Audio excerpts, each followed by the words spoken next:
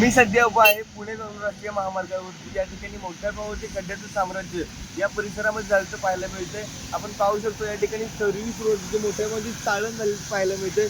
मोठमोठे खड्डे सध्या या राष्ट्रीय महामार्गाच्या सर्व्हिस रोडवरती पाहायला मिळत आहेत. कराडपासून ते पुणे दिशेने जाणाऱ्या रस्त्यांवरती मोठ्या प्रमाणावरती खड्ड्याचं साम्राज्य तयार झालेलं आहे. सध्या या ठिकाणी वाहतूक माल वाहतूक ट्रक असतील, या ठिकाणी बसेस असतील, एसटी बसेस, टू व्हीलर असतील, फोर व्हीलर असतील, या मोठ्या प्रमाणावरती प्रवास करत असतात.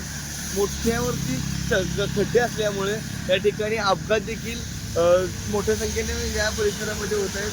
NHAIच्या माध्यमातून या ठिकाणी धाव देखील या उच्च न्यायालयामध्ये घेण्यात आली होती. हे जे काम आहे ते डागडुजीचं देखभालीचं काम जे आहे ते रिलायन्सकडे होतं. रिलायन्सच्या विरोधामध्ये या ठिकाणी NHAIने उच्च न्यायालयामध्ये धाव घेतली होती. त्यांचा करार देखील रद्द करण्यात यावा अशी मागणी या ठिकाणी करण्यात आली होती. तसे देखील निर्देश या ठिकाणी उच्च न्यायालयाने दिलेत. मात्र अजून देखील कोणत्या प्रकारची कारवाई या रिलायन्सवरती झाली नसल्यामुळे मोठ्या संख्येनं या ठिकाणी प्रवाशांचा आता जीव धोक्यात घेऊन प्रवाशांना प्रवास करावा लागत आहे.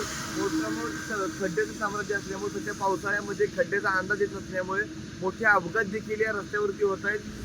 म्हणजे आमची वाहनं या खड्ड्यामुळे लवकर पोहोचत नाहीत. आम्ही कायम कराड ते मुंबई आमची वाहनं आहे ते प्रत्येक वेळी प्रवास करतात. प्रवास करताना एवढा त्रास होतो या खड्ड्यामुळे की इतर वाहनं लवकर पोहोचत नाहीत. आणि त्या खड्ड्याच्यामुळे इतर खड्ड्या चुकवल्यामुळे एखाद्या वाहनाला धडकाधडकी होतेच. त्यामुळे आम्हालाही त्रास, त्या माणसांनाही त्रास. म्हणणं एवढंच आहे की आपण जे टोल घेतो त्यानुसार आम्हाला प्रवास सुरळीत सुखसोयी होत. सरकारला एवढं सांगणार की लवकरात लवकर याची सुविधा करून द्या.